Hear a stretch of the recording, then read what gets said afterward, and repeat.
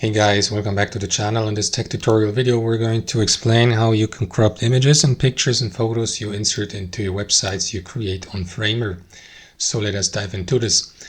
So guys, navigate to the given website project inside your Framer workspace. I will go with this one. Open it with your left mouse to open it in the website editor. Next, click into Pages. Select the given page. I will go with this here. And then guys, click into the given image. If you don't know how to do it, if you don't know how to insert an image, click into Insert in the top left, navigate to Media and choose Image. Position it on your page, double click into it, and then here in that window, click into Choose Image, locate the file on your device, and then it will replace the placeholder here and look like this one here. So let me remove that.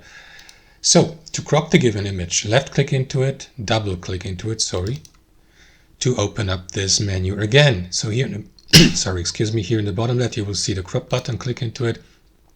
Now you can use these corners to crop your image. Confirm by clicking into crop here. That's how it works. And you can resize it, for example. Thanks for watching, hope you enjoyed it, got some value from it, and we'll see you next time on our channel.